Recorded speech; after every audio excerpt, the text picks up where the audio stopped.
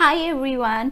चलिए अभी हम लोग अपना ऐसे 800 का सीरीज करने जा रहे हैं जिसमें हम लोग 800, 805 और 810 800, 805, 810 वाला जो स्टैंडर्ड है इन लोगों ने सीए फाइनल न्यू स्कीम में एप्लीकेबल किया है उसको करने जा रहे हैं। और ये क्लास मैं लास्ट मिनट रिवीजन क्लास आपके लिए specifically for 2024 exam CA final के लिए बना रही हूँ, बिकॉज मैं आप लोगों को एक बार क्लैरिफाई कर दूं 800 की सीरीज रिवाइज की गई है इंस्टीट्यूट के द्वारा। तो 2025 एग्जाम्स के लिए इट इज एक्सपेक्टेड कि रिवाइज्ड वाला जो 800 का सीरीज है वो एप्लीकेबल होगा। सो बिकॉज ये मैं मई 2024 एग्जाम्स के लिए रिवीजन क्लास करा रही हूँ, प्लीज आप लोग ये बात ध्यान रखिएगा कभी वो आगे के स्टूडेंट्स को ये वाली क्लास देख रहे हो। बहुत ज्यादा चेंजेस नहीं है बट स्टिल ये मेरा क्लैरिफाई कर देना आपको लोगों को बनता है, right. So basically this is for specifically for जब तक हमारी रिवाइज 800 की सीरीज इंस्टीट्यूट एप्लीकेबल नहीं करता है। सो this is specifically for 2024 exam CA final के लिए 800 का सीरीज। नाउ जब आप ये लास्ट मिनट रिवीजन क्लास एक बार देख लेंगे तो इससे अच्छी तरह से रिवाइज करने के बाद में I would be trying to cover as many points as possible.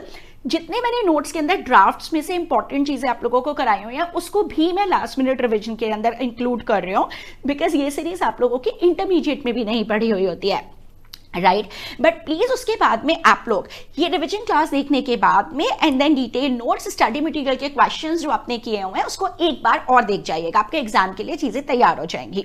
चलिए जब हमने स्टार्ट किया ऐसे 800 से, एक बात आप हमेशा ध्यान रखेंगे इसके अंदर 800, 805, 810 हमने कैसे इसका निमोनिक बनाया था। हमने 3 वर्ड याद किए थे, special single summary, special single summary. So 800 is for special purpose framework के हिसाब से जो फाइनेंशियल स्टेटमेंट्स बनाए हुए हैं उनके ऑडिट के लिए।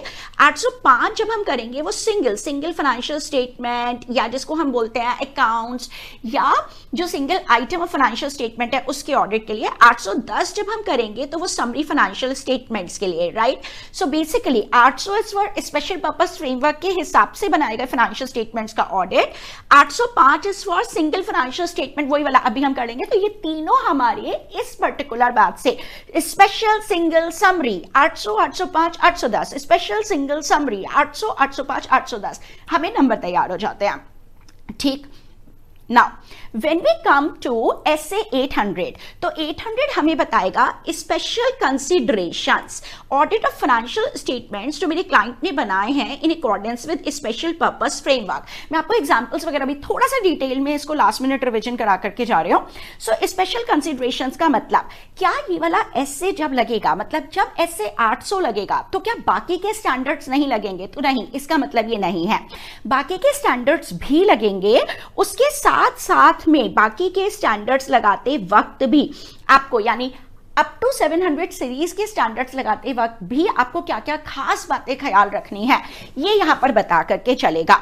सो बेसिकली ऐसे 800 हमें स्पेशल कंसीडरेशंस बताता है जब हम किसी ऐसे फाइनेंशियल स्टेटमेंट्स को ऑडिट करने के लिए गए जो मेरे क्लाइंट ने स्पेशल पर्पस फ्रेमवर्क के हिसाब से बनाए हुए हैं। नाउ जब हमने कहा स्पेशल पर्पस फाइनेंशियल स्टेटमेंट तो इसका मतलब क्या हुआ, जो financial statement special purpose framework से बनाया गया मतलब जो मैनी यूजर्स के लिए नहीं है।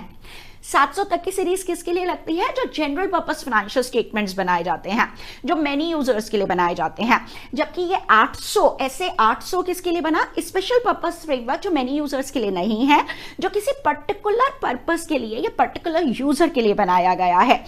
इट इज ये बनाए गए हैं to meet the financial information needs of specific users. Now इसके एग्जांपल्स वो आपसे पूछ सकता है। सो फाइनेंशियल रिपोर्टिंग प्रोविजंस जो एस्टैब्लिश किए किसी रेगुलेटर ने, पहला एग्जांपल हो सकता है सेबी ने लिस्टेड कंपनीज के लिए बनाया कि हाँ ठीक है लिस्टेड कंपनीज आपको ये पर्टिकुलर फाइनेंशियल रिपोर्टिंग प्रोविजंस का ध्यान रखते हुए यहां पर आपको फाइलिंग करनी पड़ेगी। सो जो भी रेगुलेटर ने बनाए हैं या फाइनेंशियल रिपोर्टिंग प्रोविजंस जो किसी कॉन्ट्रैक्ट के टर्म्स एंड कंडीशंस के अंदर बताए गए हैं। फॉर एग्जांपल अगर ये कंपनी ने किसी से लोन लिया हुआ है तो क्रेडिटर ने इनको बोला, या अगर कोई लीज की बात हुई है तो लेसर ने इनको बोला कि आप अपने फाइनेंशियल स्टेटमेंट मेरे लिए मैंने जो कॉन्ट्रैक्ट में प्रोविजंस दिए हैं उनके अनुसार बना करके देंगे। या यहां पर उन्होंने बनाया for example cash basis of accounting पर, तो इन कंडीशंस के अंदर ये जो एंटिटी है वो एंटिटी दो प्रकार के फाइनेंशियल स्टेटमेंट्स बना रही है। एक तो वो बना रही है जनरल पर्पस फाइनेंशियल स्टेटमेंट जिनका ऑडिट 100 to 700 वाली सीरीज के अनुसार होगा, और एक वो बना रही है स्पेशल पर्पस फाइनेंशियल स्टेटमेंट जिसका ऑडिट 800 के सीरीज के अनुसार, जिसके अंदर हम 800 की बात करते हैं उसके अनुसार किया जाएगा। सो ये हम 800 के अंदर कौन सा वाला पढ़ रहे हैं? हम 800 के अंदर केवल और केवल पढ़ रहे हैं अपने पास में स्पेशल पर्पस फाइनेंशियल स्टेटमेंट्स जो बनाए गए हैं to meet the financial reporting requirement, जो फाइनेंशियल रिपोर्टिंग रिक्वायरमेंट दी हुई है या तो रेगुलेटर के द्वारा या किसी कॉन्ट्रैक्ट की टर्म्स में डिफाइंड है या फिर कैश बेसिस ऑफ अकाउंटिंग, जो इसकी एग्जांपल्स हो गए। आपने कहा कि इसको किसी पार्ट के अंदर बांटा गया है। पहली बात तो स्कोप ऑफ एसे, तो ये इसका स्कोप क्या बताता है आपको? स्पेशल कंसिडरेशन क्या क्या रख करके चलनी है। नाउ सेकेंड थिंग, जब हमने कहा ऑब्जेक्टिव ऑफ ऑडिटर क्या है, तो ऑब्जेक्टिव ऑफ ऑडिटर के अंदर तीन चीजें मेन आ रहे हैं। आप क्या क्या स्पेशल कंसिडरेशंस रखोगे जब आप इस एंगेजमेंट को एक्सेप्ट करोगे। अगर मान लो रिलायंस ने अपने दो सेट ऑफ फाइनेंशियल स्टेटमेंट्स बनाए, one is general purpose financial statements और एक फाइनेंशियल स्टेटमेंट उसने बनाए specifically cash basis of accounting को ध्यान में रखते हुए, जहां से उन्होंने लोन्स लिए हुए हैं उनकी रिक्वायरमेंट्स को मीट आउट करने के लिए, तो आपको ये देखना पड़ेगा कि आप वो स्पेशल पर्पस फ्रेमवर्क के अनुसार बनाए गए फाइनेंशियल स्टेटमेंट्स, जो स्पेशल पर्पस फाइनेंशियल स्टेटमेंट्स हैं, उसके ऑडिट को एक्सेप्ट कर सकते हैं या नहीं। सेकेंड थिंग, अगर आपने एक्सेप्ट कर लिया तो आपको क्या स्पेशल कंसिडरेशंस लगानी पड़ेंगी प्लानिंग के लिए, प्लानिंग के टाइम पर और इस काम को परफॉर्म करते वक्त पर। एंड द लास्ट थिंग, आपको क्या स्पेशल कंसिडरेशंस लगानी पड़ेंगी जब आप इन स्पेशल पर्पस फाइनेंशियल स्टेटमेंट्स के ऊपर एक्सप्रेस करेंगे अपनी ओपिनियन एक रिपोर्ट बना करके। तो ऐसे 800 में रिपोर्टिंग का फॉर्मेट भी दिया हुआ होगा। नाउ हमें जब ये तीन चीजें, तीन स्टेजेस इन्होंने बताई, तो इन्हीं तीन स्टेजेस के ऊपर ये आ गया हमारे पास में फर्स्ट जो हमें एक्सेप्टेंस के टाइम की बात करनी है, ये आ गया सेकंड जो हमें प्लानिंग एंड परफॉर्मिंग के टाइम पर स्पेशल कंसिडरेशन लगानी है, ये आ गया थर्ड जो हमें ओपिनियन एंड रिपोर्टिंग के टाइम पर लगानी है। सो सबसे पहले मुझे एग्जाम के अंदर ये बात ढूंढ करके चलनी है, पहला पॉइंट, क्या जो क्वेश्चन उसने पूछा है वो स्पेशल पर्पस फ्रेमवर्क के अनुसार बनाए गए पूरे full set of financial statements के ऑडिट का मुझसे पूछा है। अगर पूछा है तो वो 800 में आएगा। दूसरी बात, उसने जो क्वेश्चन पूछा है वो एक्सेप्टेंस आप करोगे या नहीं करोगे इस पर पूछा है, या उसने आप प्लानिंग या परफॉर्मिंग कैसे करोगे इस पर पूछा है, या वो जो उसने क्वेश्चन या केस स्टडी बनाया है वो ओपिनियन से रिलेटेड बनाया है। इस चीज को हम हमेशा ध्यान रखेंगे। नाउ जब हमने कहा audit of special purpose financial statements की बात करते हैं, तो एक तो आपको अंडरस्टैंडिंग ऑब्टेन करनी है ये चीजों के बारे में। एक तो पर्पस, क्यों फाइनेंशियल स्टेटमेंट्स बनाए गए हैं, कौन इंटेंडेड यूजर्स हैं। तो फॉर एग्जांपल अगर इंटेंडेड यूजर्स हैं उनके क्रेडिटर्स यानी बैंकर्स जिन्होंने इस कंपनी को लोन दिया था, तो क्या पर्पस है उनका? उनका पर्पस है वो कंपनी की लिक्विडिटी सिचुएशन को देखना चाह रहे हैं and steps taken by the management to determine applicable reporting framework जो है वो एक्सेप्टेबल है या नहीं। तो फॉर एग्जांपल अगर उन्होंने बोला है कि आप कैश बेसिस ऑफ अकाउंटिंग पर ये बेस करके स्पेशल पर्पस फाइनेंशियल स्टेटमेंट्स बनाइएगा, तो क्या मैनेजमेंट ने कैश बेसिस ऑफ अकाउंटिंग को प्रॉपर्ली फॉलो किया है या नहीं किया है। इसका मतलब क्या हुआ, एक तो मेरे को अंडरस्टैंडिंग ऑब्टेन करनी है क्यों बनाया गया है मैनेजमेंट के द्वारा, ये कौन इसको यूज करने वाले हैं, और क्या मैनेजमेंट ने जो फाइनेंशियल रिपोर्टिंग प्रोविजंस लगाए हैं, जो एफआरएफ लगाया है, वो इस सिचुएशन में एक्सेप्टेबल है। मतलब अगर क्रेडिटर्स ने बोला था तो उनकी रिक्वायरमेंट के हिसाब से लगाया है या नहीं। Now I am telling you कुछ भी आ सकता है, but this is most important from this standard. आप क्या कंसिडरेशंस रखेंगे जब आप प्लानिंग एंड परफॉर्मिंग करेंगे इस ऑडिट को। तो प्लान एंड परफॉर्म करते वक्त जो मेरे पास में मेन रिक्वायरमेंट आएगी वो मेरे पास में एक तो मेरे को इस पर्टिकुलर को एक्सप्लेन करना पड़ेगा। जब मैं SC 200 के हिसाब से बात करूंगी, एक मेरे को यहां पे एक्सप्लेन करना पड़ेगा SC 320 की बात और एक SC 260 की बात। तो मैं भी डिटेल नोट्स में से भी करा रही हूं। पहली बात, आपको डिटरमाइन करना है कि application of SC requires special consideration in the circumstances. For example जब हम SC 200 की बात करते हैं तो 200 कहता है आपको कंप्लाई करना है सारी एथिकल रिक्वायरमेंट से, आपको इंटीग्रिटी, ऑब्जेक्टिविटी, इंडिपेंडेंस का ध्यान ध्यान रखना है, प्रोफेशनल बिहेवियर रखना है, प्रोफेशनल स्किल एंड केयर से आपको काम करना है, ड्यू केयर से काम करना है, कॉन्फिडेंशियलिटी मेंटेन करनी है, तो क्या आप यहां पर भी इंडिपेंडेंट हो पाओगे? आपको सारे रेलिवेंट एसेज लगाने होते हैं। प्लस जब हम एसे 320 की बात करते हैं तो 320 हमको कहता है कि मटेरियलिटी हमें डिसाइड करनी पड़ेगी, मटेरियलिटी कंसीडरेशंस देखनी पड़ेंगी। अब यहां पे जो मटेरियलिटी कंसीडरेशंस है वो इंटेंडेड यूजर्स के लिए देखनी पड़ेंगी। तो अगर इंटेंडेड यूजर्स लिक्विडिटी पे ज्यादा फोकस कर रहे हैं तो आपको भी ये देखना पड़ेगा कि क्या मटेरियलिटी लेवल्स रखे जाएं उनके हिसाब से। और एसए 260 जो हमको कहता है कि आपको टीसीडब्ल्यूजी को कम्युनिकेट करना पड़ेगा, इसके बारे में हमें सोचना पड़ेगा।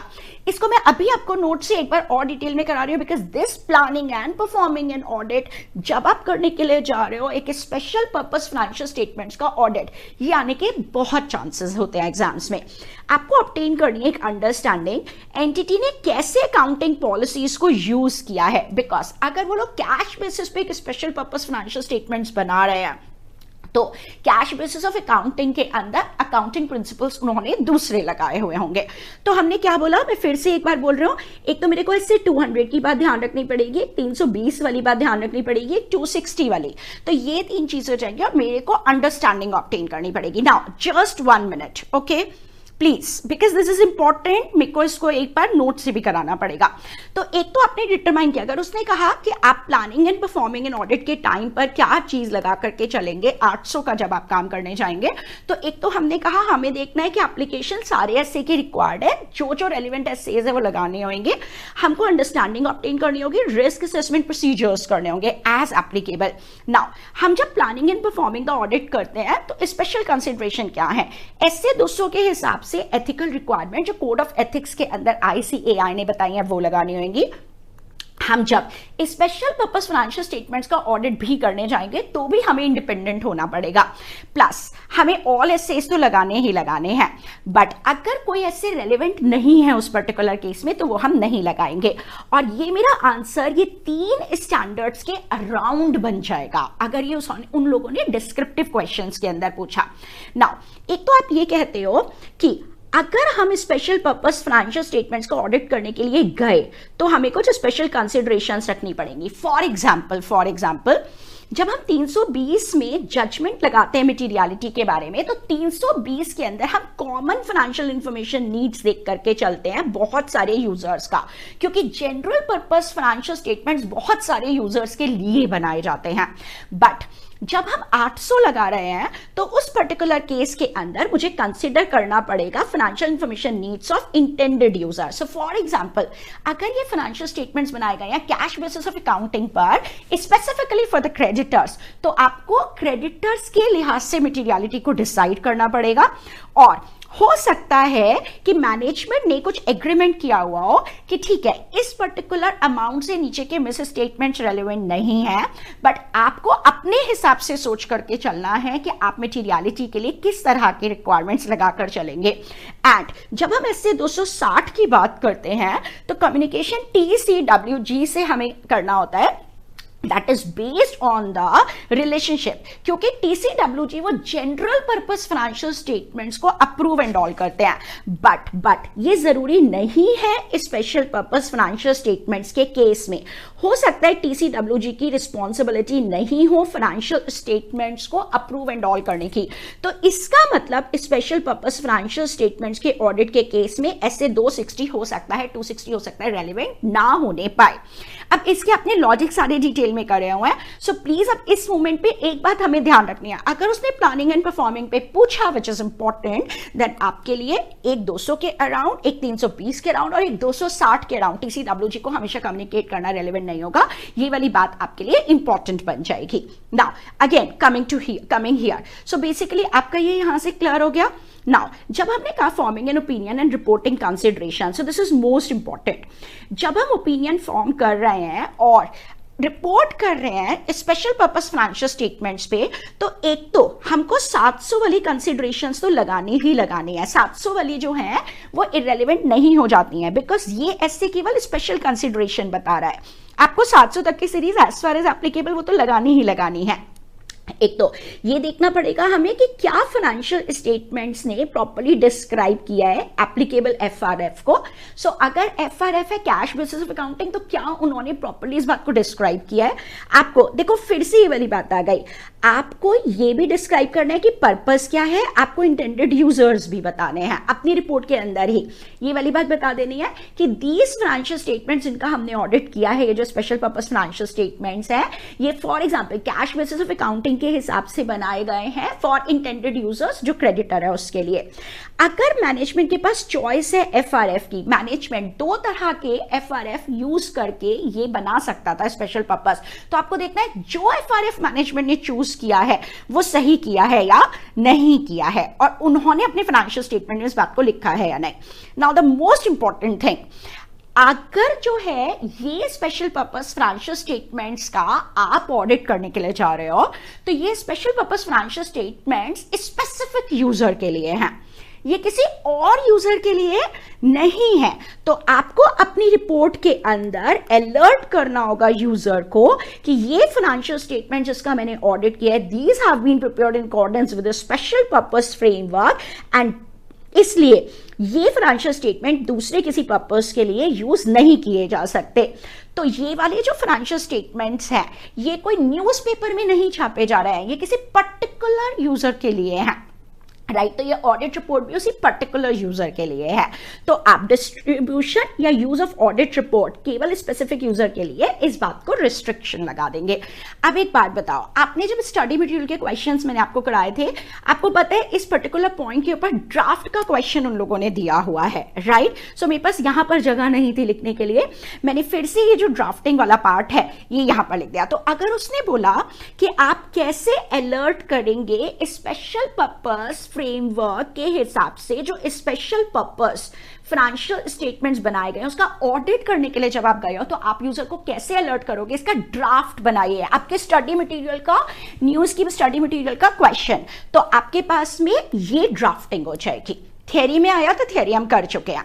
विदाउट मॉडिफाइंग आवर ओपिनियन, हम कोई अपनी ओपिनियन मॉडिफाई नहीं कर रहे हैं। We draw attention to note number this which describe the basis of accounting. Basis of accounting for example अगर कैश बेसिस है, financial statements are prepare to assist this company to comply with the financial reporting provision of the contract, यानी ये किस particular purpose के लिए बनाए गए हैं, और इसलिए फाइनेंशियल स्टेटमेंट्स में not be suitable for any other purpose. Our report is intended solely for this company and जिसके साथ उनका कंट्रैक्ट हुआ है उन लोगों के लिए, and it should not be distributed और used by the party other than these. So अगर उसने ड्राफ्ट पूछा, I have specifically told you this is the draft that you are supposed to write in the exams अगर उसने पूछा। So basically ये आप अपने नोट से यहां से यहीं से मैंने आपको तैयार करा दिया। सो आपके पास में क्या क्या चीजें होगा, एक बार जल्दी से एक बार क्विकली रिवाइज कर जाओ। मुझे पता है मैं इस पे थोड़ा टाइम लगा रही हूँ, but this is important, you know, this is a new like types का टॉपिक, सो कंपैरेटिवली न्यू। सो ऐसे 800 स्पेशल कंसिडरेशन के लिए स्कोप के बाद में आपने कहा acceptance, planning and forming an opinion and reporting के टाइम। एक्सेप्टेंस के टाइम पर आपने पर्पस, इंटेंडेड यूजर और स्टेप्स टेकन बाय मैनेजमेंट के जो एफआरएफ लगा रहे हैं वो सही है या नहीं है। फिर आपने planning and performing, so planning and performing में आपने अपना जो आंसर प्रिपेयर किया वो 3 स्टैंडर्ड्स के अराउंड स्पेशल कंसिडरेशंस क्या रखेंगे, 200 के अराउंड, 320 के अंदर जहां पे थ्रेशोल्ड की बात आई वो, और 260 हर केस के अंदर स्पेशल पर्पस फाइनेंशियल स्टेटमेंट्स के लिए हो सकता है रेलेवेंट नहीं हो।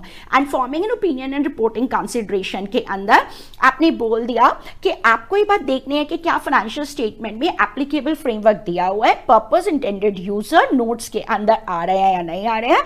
मैनेजमेंट के पास चॉइस है तो उन्होंने कैसे उसको चूज किया है, जो एफआरएफ उन्होंने सेलेक्ट किया है, और आपको ये वाली बात यूजर्स को अलर्ट कर देनी है। तो अगर उसने कहा कि आप उनको कैसे अलर्ट करते हैं, अगर थियरी की बात आई तो डिस्क्रिप्शन में ये, बट जैसा आपको स्टडी मटेरियल में क्वेश्चन दिया, उन्होंने ड्राफ्ट की बात कही, तो जब जो अभी हम लोगों ने येलो पोर्शन में किया है वो, और एक क्वेश्चन आप इसकी एग्जांपल्स बताइए, तो आपने एग्जांपल्स बता दिए, right. I hope that is okay, done.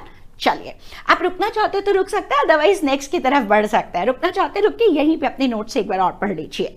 चलिए, जब हमने नेक्स्ट वाला स्टैंडर्ड किया एसए 805, सो 805 भी हमें स्पेशल कंसिडरेशंस बताता है। नाउ स्पेशल कंसिडरेशंस का मतलब क्या जब हम इससे 805 लगाएंगे क्या हम बाकी के 700 की सीरीज तक के स्टैंडर्ड लगाएंगे या नहीं? तो यस, वो लगाएंगे। ये हमें केवल उसमें स्पेशल कंसिडरेशंस बताएगा, वही बेसिकली 3 स्टेजेस के ऊपर बताएगा। एक तो जब हम एक्सेप्ट करें तब क्या करेंगे, एक जब हम प्लानिंग एंड परफॉर्मिंग करें तब क्या करेंगे, और एक ओपिनियन एंड रिपोर्टिंग के टाइम क्या करेंगे।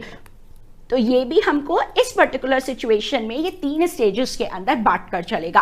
आपने कहा स्पेशल कंसिडरेशन, जब आप ऑडिट करने के लिए गए या तो सिंगल फाइनेंशियल स्टेटमेंट्स या स्पेसिफिक एलिमेंट्स, अकाउंट्स और items of a financial statement का। फॉर एग्जांपल, जब एक क्लाइंट ने आपको अपॉइंट किया सिर्फ और सिर्फ उनका कैश फ्लो स्टेटमेंट को ऑडिट करने के लिए, तो आप एक सिंगल फाइनेंशियल स्टेटमेंट यानी जो whole set of financial statements होता है उसके एक हिस्से को ऑडिट करने के लिए जा रहे हो, राइट। तो जनरल पर्पस फाइनेंशियल स्टेटमेंट्स के लिए यानी 700 तक की सीरीज के लिए तो आप पूरे के पूरे complete whole set of financial statements को ऑडिट करते हो, बट 805 में या तो आप सिर्फ एक सिंगल फाइनेंशियल स्टेटमेंट को ऑडिट करने जा रहे हो या कोई स्पेसिफिक एलिमेंट, अकाउंट या आइटम। लाइक उन लोगों ने आपसे इन्वेंट्री को एग्जामिन करने को बोला या कुछ इस तरह से कोई एक सिंगल आइटम को चेक करने के लिए बोला। तो ये एसे का स्कोप क्या है, ये एसे स्पेशल कंसिडरेशन बताएगा, यानी ये एसे भी अपने आप में कंप्लीट नहीं है। ये एसे हमें बताएगा कि पुराने वाले 700 की सीरीज तक के जो स्टैंडर्ड्स हैं उनको अप्लाई करते वक्त आपको और क्या खास बातों को ख्याल रखना है। नाउ प्लस आपका जो ऑब्जेक्टिव है वो आपका ऑब्जेक्टिव ये 3 स्टेज के ऊपर है, एक्सेप्टेंस करते वक्त, प्लानिंग एंड परफॉर्मिंग करते वक्त और ओपिनियन एंड रिपोर्टिंग करते वक्त आपको क्या बातों को खास ख्याल रखना है। नाउ जब हमने कहा कि इसके हमें कुछ एग्जाम्पल्स करने पड़ेंगे, तो एग्जाम्पल्स हमारे पास में क्या आ गए, देखो एक तो एग्जाम्पल आ गया सिंगल फाइनेंशियल स्टेटमेंट का एग्जाम्पल। जब क्लाइंट ने आपको बोला कि आप प्लीज सिर्फ मेरे कैश फ्लो स्टेटमेंट को ऑडिट कर दीजिए, तो अगर आप सिर्फ उनके कैश फ्लो स्टेटमेंट को ऑडिट करने के लिए जा रहे हैं, सो वो कैश फ्लो स्टेटमेंट का ऑडिट एसए 805 से गाइड होएगा। एलिमेंट, अकाउंट या आइटम, क्लाइंट ने आपको बोला सर आप मेरे अकाउंट रिसीवेबल स्टेटमेंट को ऑडिट कर दीजिए, या allowance for doubtful accounts receivable जो मैंने बनाया आप उसको एग्जामिन कर दीजिए, उसके ऊपर आप ऑडिट रिपोर्ट दे दीजिए, या आप मेरे इन्वेंट्री का जो स्टेटमेंट है उसके ऊपर, तो बेसिकली जैसे स्टॉक ऑडिट रिपोर्ट होगा, आप इन्वेंट्री के स्टेटमेंट के ऊपर आप अपना ऑडिट रिपोर्ट दे दीजिए। But please mind it, inventory plus audit, word audit होना जरूरी है, ठीक है। ये कोई रिव्यू वगैरह नहीं हो रहा है, ऑडिट हो रहा है किसी एक पर्टिकुलर सिंगल या तो सिंगल फाइनेंशियल स्टेटमेंट का यानी पूरे स्टेटमेंट्स का एक हिस्सा, जैसे कि कैश फ्लो या ये आइटम या जो नेट टेंजिबल एसेट का मैंने एक स्टेटमेंट बनाया आप उसको कर दीजिए। और इसके अंदर नोट्स टू अकाउंट जरूरी तौर पर आएंगे। मतलब अगर क्लाइंट ने एक स्टेटमेंट बनाया है अकाउंट्स रिसीवेबल का, तो accounts receivable including related notes, related note shall always form part of that particular item, right? तो अगर स्पेसिफिक एलिमेंट का आप ऑडिट करने के लिए जा रहे हो तो उसमें उस स्पेसिफिक एलिमेंट से रिलेटेड नोट्स का होना जरूर शामिल होना जरूरी है। I hope this much is okay. तो एक बात ध्यान रखना, वो लोग ये एग्जाम्पल्स भी पूछ सकते हैं आपसे, right? This is specifically covered in your study material as well. Now आपने कहा हम जब कंसिडरेशंस लगाएंगे व्हेन एक्सेप्टिंग द एंगेजमेंट, तो अगर मेरा क्लाइंट मेरे पास में काम लेकर के आया, उसने मुझसे कहा सर आप प्लीज इस चीज का ऑडिट कर दीजिए, या तो उसने कहा सिर्फ कैश फ्लो का ऑडिट कर दीजिए, या उसने कहा मेरे सिर्फ नेटवर्थ स्टेटमेंट का ऑडिट कर दीजिए, या सिर्फ इन्वेंट्रीज का ऑडिट कर दीजिए, हाँ रिलेटेड नोट्स टू अकाउंट्स उसका एक हिस्सा है, तो मैं कैसे ये काम एक्सेप्ट करने का सोचूं या ना सोचूं। तो अगर उन्होंने ये काम दिया, से for example PQR and company chartered accountants को, और PQR एंड कंपनी नहीं करती है उनके complete set of financial statements को ऑडिट, तो आपको ये देखना है क्या ये आप ऑडिट कर भी सकते हो या नहीं। फॉर एग्जांपल अब ध्यान से सुनना, अगर PQR एंड कंपनी ने उनके whole set of financial statements का ऑडिट 700 तक की सीरीज के हिसाब से नहीं किया है, तो PQR एंड कंपनी को उन लोगों के बारे में अंडरस्टैंडिंग भी नहीं है, उन लोगों से रेगुलर बेसिस पे बात भी नहीं हो रही है एंड ऑल, और अब वो पर्टिकुलर क्लाइंट आ रहा है, वो कहता है सर मेरे होल फाइनेंशियल स्टेटमेंट्स का ऑडिट तो कोई और ही कर रहा है, पर आप मेरे सिर्फ इन्वेंट्री का जो स्टेटमेंट मैंने बनाया है सिर्फ आप उसका ऑडिट कर दीजिए। तो आपको इतना एफर्ट लगाना पड़ेगा सिर्फ इन्वेंट्री को ही चेक करने में। तो आप देखिए क्या आपके लिए प्रैक्टिकेबल है या नहीं। सो सिंपल सी बात, जनरली जो पर्टिकुलर चार्टर्ड अकाउंटेंट्स की फर्म या प्रैक्टिस यूनिट ने उनके होल फाइनेंशियल स्टेटमेंट का ऑडिट किया होगा अप टू 700 तक की सीरीज के हिसाब से, वही लोग उनके सिंगल फाइनेंशियल स्टेटमेंट या एक स्पेसिफिक एलिमेंट का ऑडिट ज्यादा अच्छे से कर पाएंगे। अगर उनके होल स्टेटमेंट्स का ऑडिट कोई और कर रहा है तो आप सोचिए कि आप उनके सिर्फ इस एलिमेंट को चेक कर पाएंगे या नहीं कर पाएंगे। प्लस आपको एक्सेप्टेबिलिटी ऑफ एफआरएफ देखना है कि अगर उन्होंने इन्वेंट्री का स्टेटमेंट बनाया है तो वो इन्वेंट्री का जो उन्होंने स्टॉक स्टेटमेंट बनाया जिसको वो आपसे ऑडिट कराना चाहते हैं, क्या उन्होंने वो जिस तरह से इन्वेंट्री का वैल्यूएशन होना चाहिए, जैसे स्टॉक स्टेटमेंट बनना चाहिए, वैसे बनाया है या नहीं बनाया है। नाउ आपको एक बात ये भी देखनी है कि जैसे उन्होंने अप्लाई किए फाइनेंशियल रिपोर्टिंग फ्रेमवर्क को, मतलब अगर इन्वेंट्री है तो इन्वेंट्री के लिए जो उन्होंने पॉलिसीज वगैरह लगाई हैं, जिस हिसाब से उन्होंने उनकी कैलकुलेशंस की हैं, क्या उसका प्रेजेंटेशन और डिस्क्लोजर सही तरह से किया है या नहीं। बिकॉज हो सकता है वो जो इन्वेंट्री का स्टेटमेंट है वो लोग कैश क्रेडिट्स जो उन्होंने अवेल किया उसके अगेंस्ट बैंकर को सबमिट करें फॉर एग्जाम्पल, और आपको कंसिडर करना है फॉर्म ऑफ ओपिनियन सही लग रहा है या नहीं, अप्रोप्रिएट है या नहीं सर्कमस्टांसेस में। सो रिमेंबर, जब हम ऐसे 210 करते हैं तो 210 में भी हम देखते हैं एक्सेप्टेबिलिटी ऑफ एफआरएफ को भी कंसिडर करते हैं, प्लस हम एफआरएफ सही लग रहा है नहीं ये भी कंसिडर करते हैं और फॉर्म ऑफ ओपिनियन भी कंसिडर करते हैं। तो 805 के अंदर भी फॉर्म ऑफ ओपिनियन को आप कंसिडर करेंगे। Right now consideration when planning and performing the audit, तो प्लीज देख लेना वो consideration when planning and performing 800 के हिसाब से पूछ रहा है या 805 में पूछ रहा है। आपको all SAs as necessary in the circumstances of engagement लगा करके चलने हैं। क्यों? क्योंकि आपको सफिशिएंट अप्रोप्रिएट ऑडिट एविडेंसेस इस पर्टिकुलर पर्पस के लिए ऑब्टेन करने होंगे। तो अगर मान लो उन लोगों ने आपको इन्वेंट्री स्टेटमेंट को ऑडिट करने के लिए बोला तो आप ये चीज देखेंगे कि उनके स्टॉक स्टेटमेंट का ऑडिट करने के लिए, उनका स्टॉक ऑडिट करने के लिए आपको सफिशिएंट अप्रोप्रिएट ऑडिट एविडेंसेस कैसे कैसे मिलेंगे उस पर्टिकुलर पर्पस के लिए। जो जो एसेज नेसेसरी है, यानी 100 to 700 तक की सीरीज के अंदर जो जो एसेज नेसेसरी हैं वो आप लगाकर चलेंगे। आप मटीरियलिटी को डिटरमाइन करेंगे, क्योंकि 320 में जो मटीरियलिटी डिटरमाइन करते हैं वो whole set of financial statements के हिसाब से करते हैं, बट यहां पर इस पर्टिकुलर पर्पस के लिए जो आपको काम मिला उसके हिसाब से सोच करके चलेंगे। बिकॉज हो सकता है किसी स्पेसिफिक एलिमेंट के लिए ये मटीरियलिटी लेवल आपको लोअर रखना पड़े। तो यस, अगर आप मटीरियलिटी लेवल लोअर रखेंगे तो ये आपके nature, timing and extent of procedures को अफेक्ट करेगा, तो आपको ये कंसिडरेशन रखनी पड़ेगी। एंड द मोस्ट इंपॉर्टेंट, आप कैसे ओपिनियन एंड रिपोर्टिंग करके चलेंगे, इसको भी मैं आपको अभी डिटेल से जो जो मेन चीजें हैं वो करा दूंगी, so don't worry about it. Right now, एक तो आपको ऐसे 700 के हिसाब से रिपोर्ट बनानी है जैसे जैसे यहां पर एप्लीकेबल है।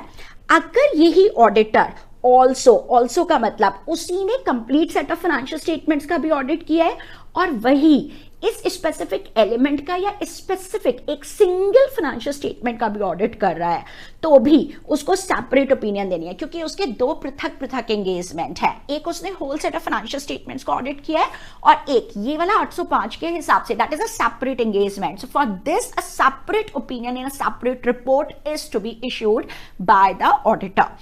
अगर ऑडिटेड सिंगल फाइनेंशियल स्टेटमेंट या स्पेसिफिक एलिमेंट का पब्लिश हो रहा है टुगेदर, मतलब एंटिटी के whole set of financial statements की ऑडिट रिपोर्ट भी पब्लिश हो रही है और साथ साथ में ये जो उन्होंने आपने सिर्फ उनके सिंगल फाइनेंशियल स्टेटमेंट को, यानी सिंगल सिर्फ कैश फ्लो स्टेटमेंट को या किसी पर्टिकुलर मान लो अकाउंट्स रिसीवेबल को आपने ऑडिट किया है तो उनको साथ में पब्लिश किया जा रहा है। तो आपको देखना है कि उसको जो पब्लिश किया जा रहा है वो ऐसे पब्लिश किया जाए कि दोनों अलग अलग रिपोर्ट्स नजर आए, अलग अलग तरह से नजर आए, differentiation.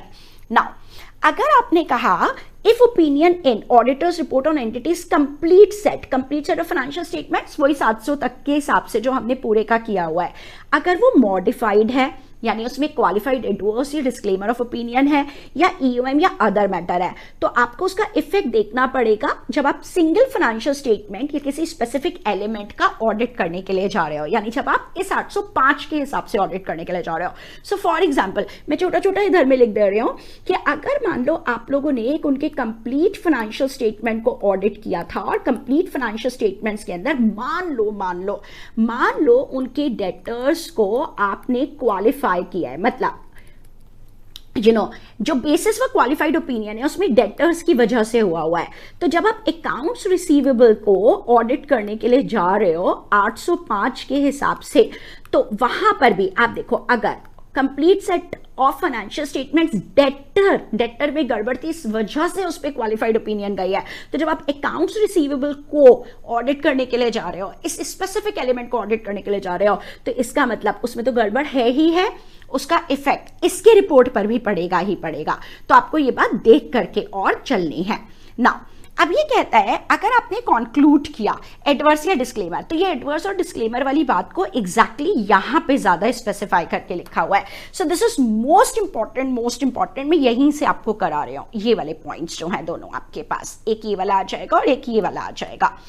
If auditor has concluded to express an adverse opinion और डिस्क्लेम एन ओपिनियन, यानी मामला परवेसिव था। एडवर्स गए क्योंकि मैटर परवेसिव था, डिस्क्लेमर ऑफ ओपिनियन गया क्योंकि मामला परवेसिव था। On entities complete set of financial statements जिसके अंदर P&L, balance sheet, cash flow, notes to account सब गए हुए हैं, then auditor can express unmodified opinion in the context of separate audit of, देखो specific element लिखा है, included in those financial statement in the following circumstances। मतलब क्या हुआ, से फॉर एग्जाम्पल अगर मान लो उसने एडवर्स ओपिनियन दी थी, एडवर्स ओपिनियन होल के ऊपर उसने दिया था और इस वजह से दिया था क्योंकि उनके यहाँ पर रेवेन्यू के अंदर बहुत सारी गड़बड़े की हुई थी, बट इन्वेंट्री में कोई प्रॉब्लम नहीं थी। रेवेन्यू रिकॉग्निशन के प्रिंसिपल्स बहुत सारे गलत थे बट इन्वेंट्री में कोई प्रॉब्लम नहीं थी। तो अब जब आप एक सिंगल आइटम को ऑडिट करने के लिए गए, फॉर एग्जांपल जब आप खाली इन्वेंट्री को ऑडिट करने के लिए गए हो 805 के अंदर, तो आपको लग रहा है इन्वेंट्री की जो सेपरेट ऑडिट रिपोर्ट आप दे रहे हो उसके ऊपर तो अनमॉडिफाइड जा सकता है। क्यों जा सकता है? बिकॉज जो होल फाइनेंशियल स्टेटमेंट्स के ऊपर गई हुई ऑडिट रिपोर्ट एडवर्स या डिस्क्लेमर गई है वो रिलेटेड टू एनी मैटर है, बट उसका इन्वेंट्री से कोई वास्ता नहीं था, इन्वेंट्री में कोई गड़बड़ नहीं थी। तो उस केस में आप ऐसा कब कर सकते हैं? तो देखो एक बात फिर से बताओ, whole set of financial statement, complete set of financial statements के ऊपर कोई मामला परवेसिव था, तो या तो गया ओपिनियन एडवर्स, अगर मिस स्टेटमेंट से अगर पता नहीं चला तो ओपिनियन गया था डिस्क्लेमर ऑफ ओपिनियन। तो क्या आप एक स्पेसिफिक एलिमेंट के ऊपर जब ऑडिट करने के लिए जा रहे हो, उसका जब आप ऑडिट करने जा रहे हो 805 में, तो क्या आप उस पर फिर भी अनमॉडिफाइड ओपिनियन दे सकते हो प्रोवाइडेड, मोस्ट इंपॉर्टेंट पहली बात, it is not prohibited by law regulation, right. जो एंटिटी का गवर्निंग लॉ है, अगर कंपनीज एक्ट है तो उसके अंदर ये बात मना नहीं है कि आप ऐसा, ये नहीं कहा गया है कि आप स्पेसिफिक एलिमेंट के ऊपर अनमॉडिफाइड नहीं दे सकते opinion is expressed in auditors report, और दोनों रिपोर्ट्स नॉट पब्लिश टुगेदर, दोनों रिपोर्ट साथ में पब्लिश नहीं हुई हैं, एंड स्पेसिफिक एलिमेंट नहीं है major portion of complete set of financial statements का, हो सकता है इन्वेंट्री मेजर है ही नहीं। So the most important point over here is, अब एक बार ध्यान लगा करके सुनो, अगर एंटिटी के complete set of financial statements के ऊपर जो ओपिनियन गई है वो परवेसिवनेस की वजह से एडवर्स या डिस्क्लेमर गई है, और हमें 805 में एक स्पेसिफिक एलिमेंट का ऑडिट करने को बोला है, तो क्या हम उस स्पेसिफिक एलिमेंट में अगर कुछ गड़बड़ नहीं है तो क्या हम उस स्पेसिफिक एलिमेंट पे अनमॉडिफाइड ओपिनियन दे सकते हैं? जब हम उसका सेपरेट ऑडिट करने जा रहे हैं दे सकते हैं, प्रोवाइडेड, ये 3 कंडीशन बिल्कुल अच्छे से तैयार करके जानी है, राइट।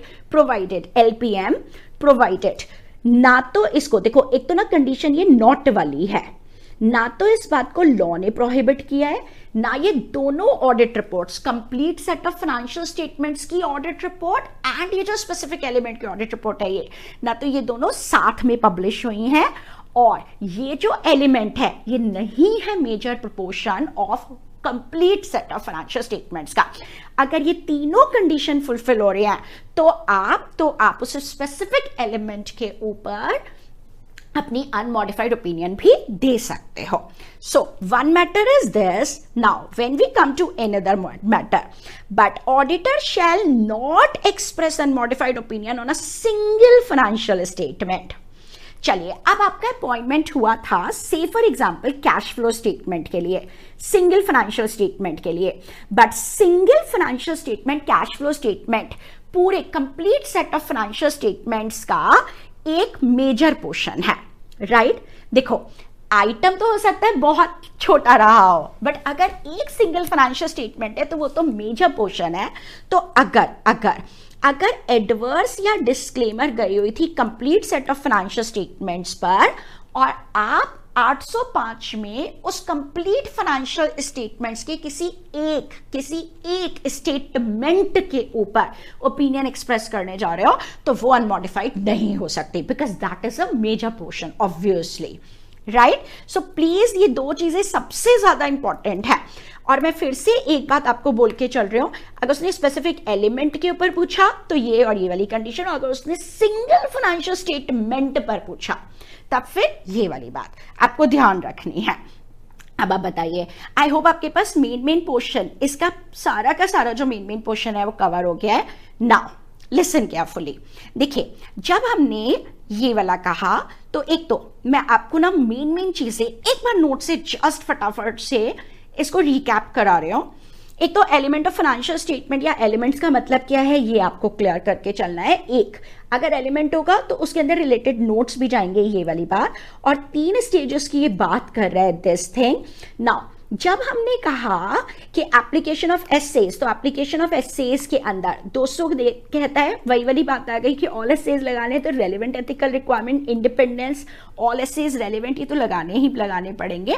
बट अगर आप नहीं करने जा रहे हो उनका complete set of financial statements का ऑडिट, तो आपको देखना पड़ेगा कि क्या क्या क्या आप उस पर्टिकुलर सिंगल फाइनेंशियल स्टेटमेंट का या स्पेसिफिक एलिमेंट का ऑडिट कर भी सकते हो या नहीं, क्योंकि आपको अंडरस्टैंडिंग का लेवल तब उतना ज्यादा नहीं होगा, उस केस में नहीं होगा, आपने उनके complete set of financial statements को ऑडिट नहीं किया है। प्लस आपको एविडेंसेस ऑब्टेन करने पड़ेंगे। तो कई बार क्या होता है, हमें डिस्प्रपोर्शनेट काम करना पड़ जाता है। फॉर एग्जाम्पल, ऑल्दो 570 की रिक्वायरमेंट कंप्लीट सेट वाले के अंदर लगती है, बट स्टिल अगर मैं 570 वाली सारी चीजें लगाने चलूंगी, अगर मैं सिर्फ अकाउंट्स रिसीवेबल के स्टेटमेंट को ऑडिट करने जा रही हूँ तो उतना शायद प्रैक्टिकेबल नहीं रह पाएगा। तो ये चीज मुझे देखनी पड़ेगी। एक्सेप्टेबिलिटी में हमने 210 जैसी चीजें, हमको एक्सेप्टेबिलिटी देखनी है। प्लस हमें ये भी देखना है कि एफआरएफ जो एक्सेप्टेबल है, जैसे फॉर एग्जांपल अगर इन्वेंट्री वाला है तो उन्होंने इन्वेंट्री के लिए अगर इंड एस लगाना था तो वो लगाया है या नहीं लगाया है।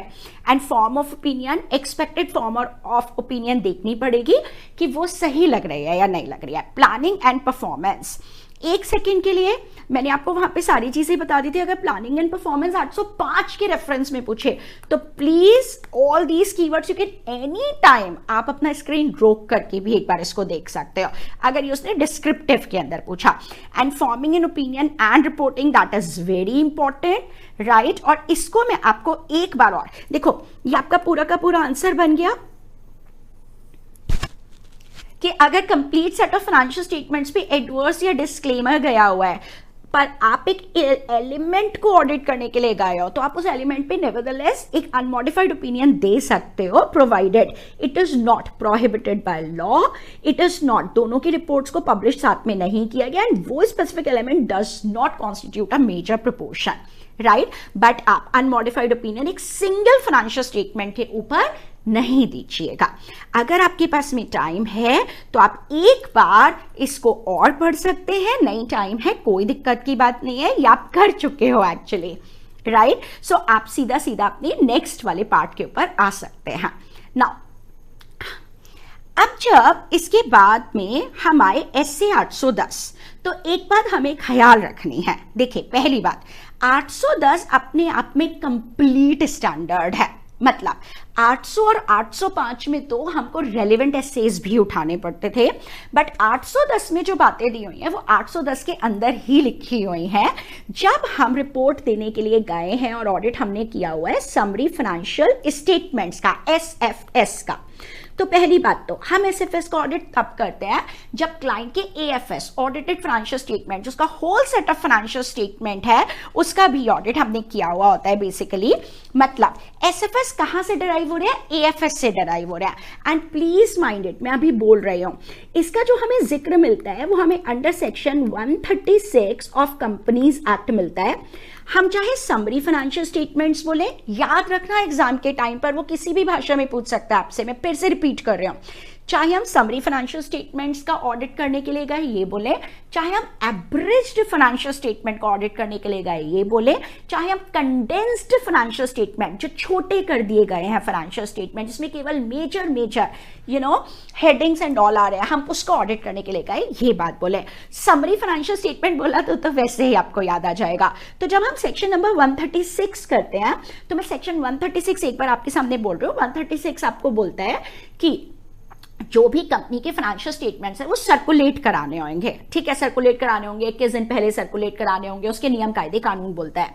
बट फिर भी वो ये बोलता है, ध्यान से सुनना, in the case of a listed company the provision of this subsection shall be deemed to be complied with if the copies of the documents, यानी जो whole set of financial statements और whole set of financial statements पे जो audit report बनी हुई है, जो already 700 वाली सीरीज तक के हिसाब से बन चुकी थी, these are made available for inspection at the registered office during working hours for a period of 21 days before the day of the meeting। मतलब लिस्टेड कंपनी ने whole set of financial statement और उस पर audit report को तो अपनी registered office के अंदर अवेलेबल किया, and a statement containing the salient features of such documents in the prescribed form is sent to every member।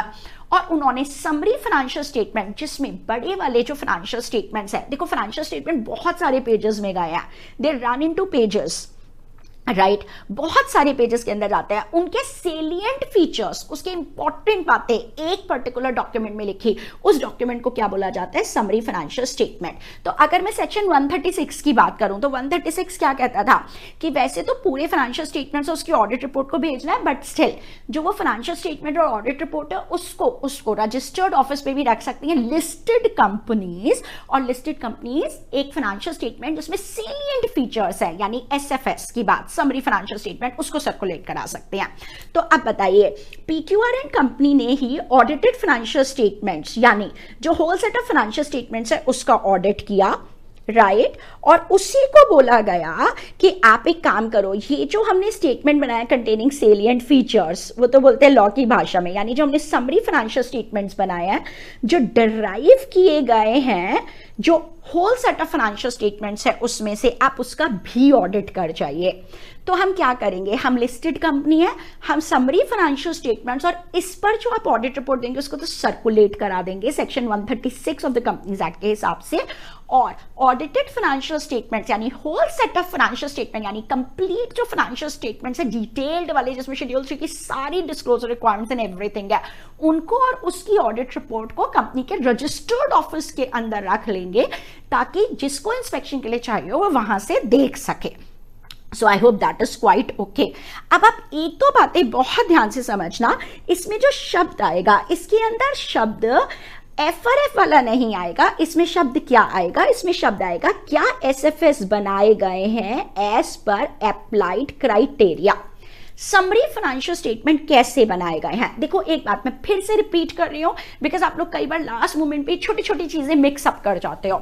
810 में ये समरी फाइनेंशियल स्टेटमेंट किसी एफआरएफ के हिसाब से नहीं बनाए जा रहे हैं। देखो हमने कितना डिटेल में लॉजिक किया हुआ है इसका अपनी क्लासेस में, क्यों नहीं बनाया जा रहा है, ये कोई डिफरेंट फाइनेंशियल रिपोर्टिंग के कंडीशंस नहीं है, वही जो डिटेल फाइनेंशियल स्टेटमेंट है ये तो उनका केवल कंडेंस्ड फॉर्म है, उनका एब्रिज्ड फॉर्म है, उनका समरी है। तो उन्हीं फाइनेंशियल स्टेटमेंट में से डिराइव करके उनकी मेन हेडिंग्स को लिख दिया गया है, मेन सब हेड्स बना दिए गए हैं, तो किसी क्राइटेरिया किसी बेसिस पे ये समरी बनाए गए हैं। सो 810 में वर्ड हमेशा क्या आएगा, एसएफएस बनाए गए हैं एज पर अप्लाइड क्राइटेरिया, जो क्राइटेरिया दिया गया है उसके हिसाब से बनाए गए हैं। राइट नाउ सबसे पहली बात तो ये कि जब आप ऑडिटर देखेगा तो ऑडिटर क्या क्या ऑब्जेक्टिव है, सबसे पहले तो देखेगा मैं ये काम एक्सेप्ट करूं भी या ना करूं, राइट कहीं उन्होंने समरी फाइनेंशियल स्टेटमेंट कुछ ज्यादा ही छोटे नहीं बना दिए हो। नाउ प्लस फॉर्म करेगा अपनी ओपिनियन इन एसएफएस के ऊपर, और ओपिनियन देने के लिए कॉन्क्लूजन्स तो वही वाली चेंज चलेगी, पहले एविडेंसेस ऑब्टेन करेगा, कॉन्क्लूजन्स फ्रेम करेगा, ओपिनियन बनाएगा, ओपिनियन को ऑडिट रिपोर्ट और समरी फाइनेंशियल स्टेटमेंट्स एक्सप्रेस करेगा, तो एक्सप्रेस करेगा रिटन रिपोर्ट के अंदर। I hope that is quite okay. Now आप एक्सेप्ट कब करोगे, so this is very important, again I am repeating this is very important. आप एक्सेप्ट करोगे ये एंगेजमेंट ओनली व्हेन ऑडिटर यानी same auditor has been engage to conduct audit in accordance with all the SAs of the financial statement, यानी full financial statements का from which the financial statements are derived. आप ही full set of financial statements का audit करने के लिए जा रहे हो और उनसे जो डिराइव होकर एसएफएस आए हैं आप ही उनका भी ऑडिट करने के लिए जा रहे हो। तो एक तो आपको डिटरमाइन करना है कि अप्लाइड क्राइटेरिया एक्सेप्टेबल है या नहीं, किस आधार पे, मैं फिर बोल रही हूँ रिपीट कर रही हूँ 810 IFRF का जिक्र भी मत करना। 810 में वर्ड क्या आता है, एसएफएस कैसे बनाए गए हैं, क्या वो अप्लाइड क्राइटेरिया के हिसाब से बनाया गया, सो अप्लाइड क्राइटेरिया एक्सेप्टेबल है या नहीं, जिस हिसाब से उन्होंने समरी की हुई है, सो अप्लाइड क्राइटेरिया एक्सेप्टेबल है या नहीं। इसके लिए आप क्या क्या देखते हो, this is very important question. आप देखते हो नेचर ऑफ एंटिटी, पर्पस क्या है एसएफएस का, तो वही अगर नेचर ऑफ एंटिटी लिस्टेड है, मैं हिंदुस्तान की बात कर रही हूँ, लिस्टेड है तो लिस्टेड कंपनीज के लिए पर्पस क्या है एसएफएस का, कि वो मेन बातें यूजर्स को पहुंचा सके, यूजर को बता सके, needs of users and criteria, misleading तो नहीं है, क्राइटेरिया वही है जो कहीं ना कहीं प्रॉपर्ली एस्टैब्लिश्ड है। प्लस आप ऑब्टेन करेंगे एग्रीमेंट ऑफ मैनेजमेंट, तो आप मैनेजमेंट का एक्नॉलेजमेट ऑब्टेन करेंगे कि उन्होंने अपनी रिस्पॉन्सिबिलिटी निभाई है for preparation of these summary financial statements as per applied criteria. तो एज पर अप्लाइड क्राइटेरिया वो लोग रिस्पॉन्सिबल हैं एसएफएस को बनाने के लिए। Plus make available such audited financial statement to users without undue difficulty, जैसे हमने सेक्शन 136 में पढ़ा था कि वो रजिस्टर्ड ऑफिस के ऊपर, रजिस्टर्ड ऑफिस में एएफएस को वो डॉक्यूमेंट्स को अवेलेबल करेंगे। To include auditor's report on SFS in any document that contains such statement that indicate that auditor has reported on them. तो अगर मान लो एनुअल रिपोर्ट में वाली बात लिखी हुई है तो वो उसके अंदर ऑडिट रिपोर्ट भी शामिल करके चलेंगे। सो this is very important and agree with management on form of opinion. So please एक बार आप स्क्रीन को रोक करके एक बार यहीं से इसको पढ़ जाइए। ये क्वेश्चन बहुत आराम से आ सकता है कि आपको बोला गया आप एसएफएस के ऊपर रिपोर्ट कीजिए, आप इंगेजमेंट को एक्सेप्ट करते वक्त क्या क्या बातों का ख्याल रखेंगे। तो एंगेजमेंट को एक्सेप्ट करते वक्त हम तभी एक्सेप्ट करेंगे, पहली बात जब आप मेन फाइनेंशियल स्टेटमेंट्स या जब आप कंप्लीट जो फाइनेंशियल स्टेटमेंट्स है, ऑडिटेड फाइनेंशियल स्टेटमेंट्स है, आप उसको भी ऑडिट कर रहे हो, आप देखो कि अप्लाइड क्राइटेरिया एक्सेप्टेबल है या नहीं। इसके लिए आप nature of entity, purpose, needs of user और क्राइटेरिया मिसलीडिंग तो नहीं है, इस बात को ध्यान रखोगे। आप मैनेजमेंट का एग्रीमेंट ऑब्टेन करोगे कि उन्होंने अपना रिस्पॉन्सिबिलिटी अंडरस्टैंड कर लिया है, प्लस वो जो एएफएस है उसको अवेलेबल करा रहा है यूजर्स को, एंड जिस भी डॉक्यूमेंट में एसएफएस जा रहा है उसके अंदर एसएफएस पर ऑडिट रिपोर्ट भी जाएगी, और आप एग्री कर जाएंगे मैनेजमेंट के साथ कि आप कैसी ओपिनियन एक्सप्रेस करेंगे। एंड अगर मान लो अप्लाइड क्राइटेरिया एक्सेप्टेबल नहीं हो, वही बातें वैसी ही है जैसी हम टर्म्स एंड कंडीशंस के अंदर करते थे, या मैनेजमेंट ने एग्रीमेंट करने से मना कर दिया, तो आप उस केस में ये काम एक्सेप्ट नहीं करेंगे। आई hope that is quite okay. चलिए अब जो हमारे पास में आता है हमारा नेचर ऑफ प्रोसीजर क्या होगा, ये ज्यादा इंपॉर्टेंट है। तो आप बताओ जो एसएफएस में, अगर एसएफएस में जो भी हेड्स आए हुए हैं, एसएफएस के अंदर फिक्स्ड असेट जितनी आई है, करंट असेट जितनी आई है, कैश इन हैंड कितना आया है, कैश एट बैंक कितना आया है, आप उसको क्या दोबारा से ऑडिट करोगे, दोबारा से एग्जामिन करोगे? नहीं, आप एएफएस से कंपेयर करोगे कि जो अमाउंट्स एएफएस में दिखाए थे वही अमाउंट्स एसएफएस में दिखाया है या नहीं। आप बेसिकली ये देखोगे कि एसएफएस सही प्रकार से बनाया गया नहीं, अप्लाइड क्राइटेरिया लगाया गया है नहीं। सो प्लीज इस बात को ध्यान रखना, दिस इज मोस्ट इंपॉर्टेंट। आप प्रोसीजर क्या क्या करेंगे, आप एक तो ये देखोगे एसएफएस के अंदर मैनेजमेंट ने प्रॉपर्ली डिस्क्लोज किया है या नहीं, कि ये समरी है, ब्रिज्ड आप कह देते हो, या ये कंडेंस्ड है। प्लस अगर समरी फाइनेंशियल स्टेटमेंट्स को ऑडिटेड फाइनेंशियल स्टेटमेंट के साथ में नहीं दिया है, तो एक बात बताओ, कहां से और किससे ये ऑडिटेड फाइनेंशियल स्टेटमेंट अवेलेबल होंगे? जैसे हमने सेक्शन 136 में अभी करा कि सेक्शन 136 कहता है रजिस्टर्ड ऑफिस पे रखे जाएंगे, ड्यूरिंग ऑफिस आवर्स रखे जाएंगे। नाउ आपको ये देखना है एसएफएस के अंदर अप्लाइड क्राइटेरिया किस आधार पे उन्होंने ये समरी बनाई है। क्या उन्होंने मेन सारे हेड्स दिया है नहीं, वो बताया है नहीं। ये कंपेयर करना पड़ेगा कि जो एसएफएस के अंदर मेन डिस्क्लोजर्स आए हैं, मेन अमाउंट्स आए हैं, वो एग्री कर रहे हैं या नहीं ऑडिटेड फाइनेंशियल स्टेटमेंट से, एएफएस से। आपको देखना पड़ेगा अप्लाइड क्राइटेरिया सही से फॉलो करके बनाया या नहीं। प्लस आपको देखना पड़ेगा सारी नेसेसरी इंफॉर्मेशन जो एसएफएस में आनी थी वो आ गई है या नहीं आ गई है। नाउ प्लस आपको ये भी देखना पड़ेगा कि एएफएस को अवेलेबल वो लोग करा रहे हैं या नहीं करा रहे हैं। अगेन मैं फिर से एग्जांपल बता रही हूँ, वही 136 वाला। जैसे अवेलेबल कराने की रिक्वायरमेंट इंडिया में लिस्टेड कंपनीज के लिए क्यों रजिस्टर्ड ऑफिस पे रखते हैं, राइट। नाउ अब जब हमने ये नेचर ऑफ प्रोसीजर्स किया तो आपने कोई दोबारा नए सिरे से आपने चेकिंग नहीं करनी है। चेकिंग तो आप ऑलरेडी कर चुके होंगे जब आपने एएफएस को ऑडिट किया होगा। आपको कंपेयर करना है, अप्लाइड क्राइटेरिया का डिस्क्लोजर देखना है, उसके अनुसार बनाया है नहीं बनाया है देखना है। प्लस आपको सारी नेसेसरी इंफॉर्मेशन दी गई है या नहीं दी गई है, और इंटेंडेड यूजर्स को एएफएस अवेलेबल कराया नहीं, ये बात देखनी है। And now the most important auditors report. मैं एक काम करूं, प्लीज थोड़ा सा काम मैं कर रही हूं। देखो ये जो ऑडिटर्स रिपोर्ट है, I have specifically told you कि ये ऑडिटर्स रिपोर्ट को एक बार हम लोगों को यहां से कर लेना बनता है। So I am just doing it like this, ठीक है। एंड फिर से मैं ये बोल रही हूँ, ये मैं आपको 2024 एग्जाम्स के लिए करा रही हूँ। जब ये रिपोर्ट रिवाइज हो जाएंगी, मतलब ये जब सीरीज रिवाइज हो जाएगी ईयर 2025 एग्जाम के स्टूडेंट्स के लिए, तो हम ये वाली क्लास को रिप्लेस कर देंगे। ये हम 2024 के लिए कर रहे हैं, ठीक है। देखो बिकॉज स्टडी मटेरियल में इस पे बेस्ड क्वेश्चन दिया हुआ है, आपको केस स्टडी बेस्ड एमसीक्यू के लिए भी करके जाना है।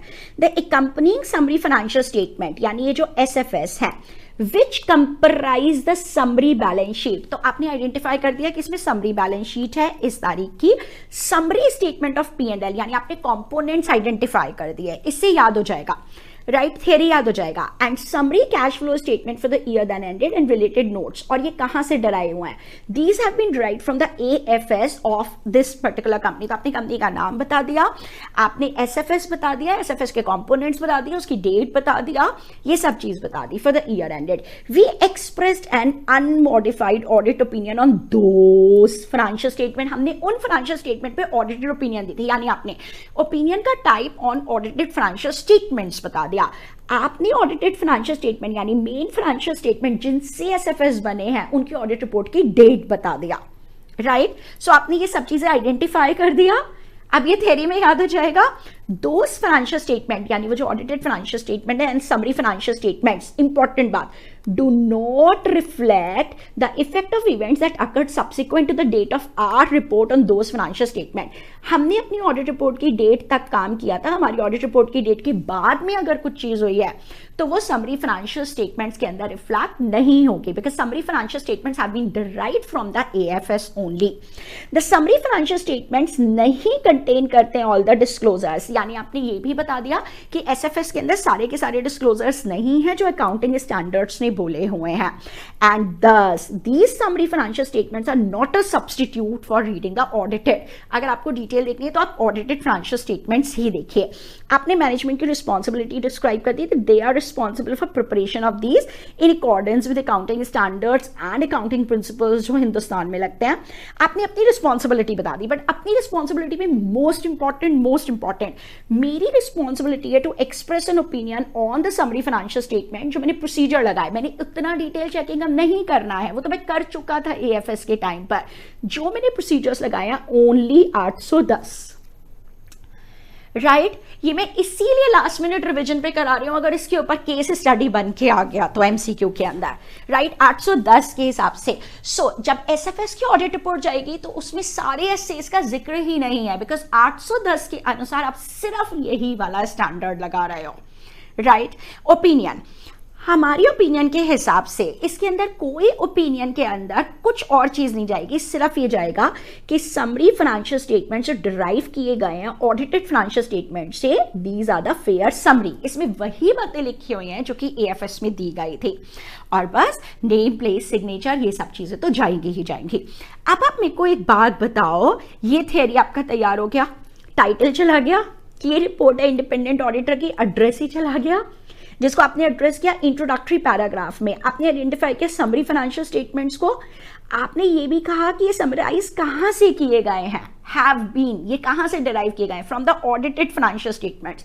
आपने अपनी ऑडिटर्स रिपोर्ट को भी बता दिया, अगर दोबारा से देखना है तो प्लीज, मैंने आपको अभी रिपोर्ट कराया है, आपने ऑडिटर्स रिपोर्ट भी बता दिया। Now the very important thing, आपने ये बात जरूर लिखनी है, इसके ऊपर स्टडी मटेरियल में, नए स्टडी मटेरियल के चैप्टर 8 के अंदर क्वेश्चन बना हुआ है। आपने ये भी बोल दिया कि समरी फाइनेंशियल स्टेटमेंट और ऑडिटेड फाइनेंशियल स्टेटमेंट्स के अंदर नहीं रिफ्लेक्ट हो रहा इफेक्ट ऑफ इवेंट। जो हमारी ऑडिट रिपोर्ट जो हमने एएफएस पे दी थी, अगर हमने 15 मई को अपनी ऑडिट रिपोर्ट एएफएस पर दे दी थी, उसके बाद में अगर कोई घटनाएं हुई है, राइट, आपने स्टेटमेंट दे दिया कि समरी फाइनेंशियल स्टेटमेंट में नहीं है सारे डिस्क्लोजर, और इसीलिए एसएफएस को पढ़ना इज नॉट अ सब्स्टिट्यूट कि आप एएफएस को पढ़ रहे हैं। आपने मैनेजमेंट की रिस्पॉन्सिबिलिटी बता दी, preparation as per applicable criteria, applied criteria. आपने ऑडिटर की रिस्पॉन्सिबिलिटी बता दी कि मैंने ओपिनियन दिया है इस हिस्से के हिसाब से काम करके, आपने अपनी ओपिनियन एक्सप्रेस किया। बट ओपिनियन एक्सप्रेस करने में आप क्या बोल रहे हो कि दिस समरी फाइनेंशियल स्टेटमेंट, ये जो मैंने ऑडिट किया है, these are the fair summary, ये फेयर समरी है, राइट। आपको इसके अंदर ध्यान दो, आप इसमें कोई ट्रू एंड फेयर व्यू दे रहे हैं या नहीं, ऐसी कोई बातें नहीं लिख रहे हो। सो आपकी ओपिनियन क्या है कि क्या ये फेयर समरी है या नहीं, आपका signature, FRN, membership number, date, place सब जाएगा, और आज के दिन UDIN, unique document identification number तो जाता ही जाता है, ये तो हम करते ही चले आ रहे हैं। चलिए अब एक इंपॉर्टेंट बात, राइट, इसके ऊपर आपसे केस स्टडी आ सकती है, इस पर भी आ सकती है। अगर ऑडिट रिपोर्ट ऑन एएफएस में मेन वालों में या तो क्वालिफाइड ओपिनियन गई है, या ईओएम गया है, या ओएम गया है, राइट, आइदर क्वालिफाइड, देखो यानी मामला परवेसिव तो नहीं था अगर क्वालिफाइड ओपिनियन गया है, ईओएम गया है, एम्फेसिस ऑफ मैटर गया है, राइट, या अदर मैटर सेक्शन गया है 706 के हिसाब से, जो हमने 706 में किया हुआ है, राइट। तो ऑडिट रिपोर्ट जब हम एसएफएस की बनाएंगे उसमें हम ये बात और लिखेंगे कि ऑडिट रिपोर्ट ऑन एएफएस लिख देते हैं, on AFS contains qualified EOM या ओएम, कि जो ऑडिट रिपोर्ट ऑन एएफएस है उसके अंदर क्वालिफाइड ईओएम या ओएम थी, राइट। मतलब जो हमने कहा कि हमने एक ऑडिट रिपोर्ट दी हुई है 15 मई को एएफएस के ऊपर, तो हम ये लिख देंगे कि उस रिपोर्ट के अंदर क्वालिफाइड ओपिनियन या ईओएम या ओएम गया है, और अगर क्वालिफाइड गई थी तो basis for qualified opinion describe कर देंगे जिसमें हमने रीजन बताया होगा, और ये जो सेक्शन गया हुआ है ये वाली बात बता देंगे, और इसका इफेक्ट अगर एसएफएस पे कुछ पड़ रहा है तो ये बता देंगे। जैसे फॉर एग्जांपल मान लो, मान करके चलते हैं, से फॉर एग्जांपल जो ऑडिट रिपोर्ट एएफएस पे गई है उसके अंदर मान लेते हैं फिक्स एसेट में किसी एक पर्टिकुलर अमाउंट की गड़बड़ थी, तो जब फिक्स एसेट का वो अमाउंट एसएफएस के अंदर कॉपी किया होगा, बस यहाँ पे डिटेल डिस्क्लोजर नहीं होगा, बट जब कॉपी किया होगा तो वो भी गलत आ रहा होगा, तो आपको क्या लिखना है, देखो एएफएस में से बना है एसएफएस, राइट। तो आपको जो ऑडिट रिपोर्ट एसएफएस पर देनी है उसमें बात लिख देनी है कि ऑडिट रिपोर्ट जो एएफएस की है उसके अंदर क्वालिफाइड ईओएम या ओएम, अगर क्वालिफाइड है तो क्वालिफाइड का बेसिस भी बता देना है ये है, और इसका इफेक्ट एसएफएस पे क्या पड़ रहा है, तो इफेक्ट क्या पड़ रहा है कि एसएफएस में आया हुआ ये अमाउंट गलत है। एक्चुअली फेयर समरी तो है, समरी तो ठीक ही है, बट स्टिल वो अमाउंट गलत है। बट अगर ऑडिट रिपोर्ट ऑन एएफएस, यानी जो एएफएस पर ऑडिट रिपोर्ट है, जो मेन के ऊपर ऑडिट रिपोर्ट गई है, अगर उसके अंदर कोई मामला परवेसिव था और परवेसिव होने की वजह से वहां पे एडवर्स ओपिनियन या डिस्क्लेमर गई है, तो कितना अजीब लगेगा, याद करो लॉजिक कितना अजीब लगेगा। वहां तो लिख रहे हैं फाइनेंशियल, एएफएस की जो ऑडिट रिपोर्ट है उसके अंदर तो लिख रहे हैं financial statement do not give a true and fair view, और एसएफएस में लिख रहे हैं कि summary financial statements are fair summary, तो यूजर चक्कर खा जाएगा। तो आपको क्या चीज बोलनी है, आपको बोलना है कि ऑडिट रिपोर्ट कंटेन कर रही है, ऑडिट रिपोर्ट जो एएफएस पर है उसके अंदर एडवर्स या डिस्क्लेमर है, आपको बेसिस बताना है कि ऐसा क्यों है, क्या मामला परवेसिव था, और साथ में बोल देना है इसीलिए एसएफएस पे ओपिनियन देना सही नहीं लग रहा है। That is why it is inappropriate to express opinion on SFS. So please ये दो जो conclusions हैं, दोनों conclusions बहुत ज़्यादा important है, इनको हमने तैयार करके चलना ही चलना है. अभी यहाँ से ऐसा समरी नहीं. अब आप मेरे को बताओ 1 मिनट लगा करके, अगर आपको दिक्कत नहीं हो, so just last में ओवरव्यू.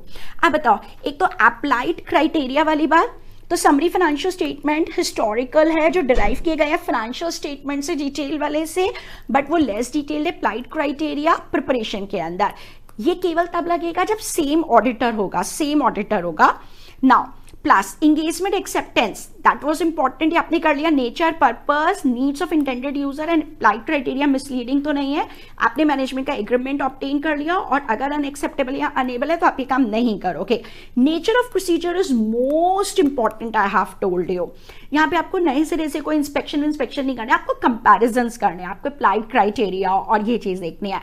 अनमॉडिफाइड ओपिनियन की वर्डिंग्स क्या होती है, या तो SFS are consistent with AFS या एसएफएस आर फेयर समरी, और हमेशा किसके अनुसार, अप्लाइड क्राइटेरिया के अनुसार. नाउ आपको सब्सिक्वेंट इवेंट के अंदर ये वाली बात लिख देनी है ऑडिट रिपोर्ट के अंदर कि हमारी जो ऑडिट रिपोर्ट ऑन एएफएस उसके बाद की चीजों को नहीं इसके अंदर शामिल किया गया है. और ऑडिटर्स रिपोर्ट को तैयार करने का जो सबसे बढ़िया तरीका है, वो बढ़िया तरीका मैंने आपको बता दिया है कि दैट इज हम ये करके जाए, और इसीलिए मैंने इसका आपको एक बारी रिविजन करा दिया है. ठीक है.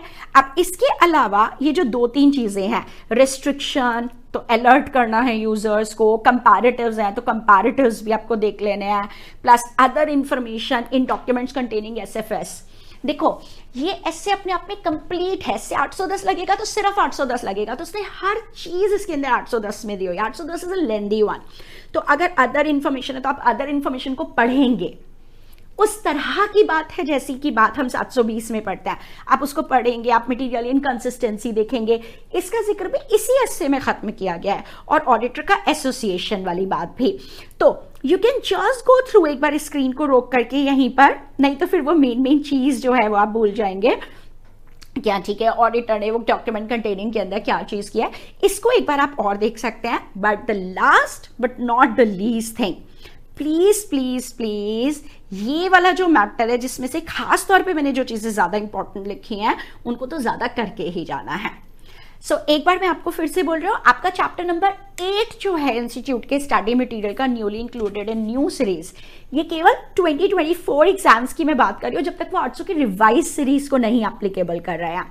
राइट, केवल ये वाला जब वो एप्लीकेबल करेंगे हम इसको रिप्लेस कर देंगे. हम 2025 एग्जाम्स के अंदर उन्होंने रिवाइज लगा दिया, हम उसी को कराएंगे. बट इतने आप इसको अच्छे से रिवाइज कर लीजिए, और जो हमने क्वेश्चन आंसर्स किए हुए हैं इसके स्टडी मटेरियल में भी जो नए वाले हैं उसको भी एक बार कर जाइए. स्क्रीन रोक कर अभी इसको पढ़ लीजिए, ये तैयार हो जाएगा. All the best. Okay, thank you.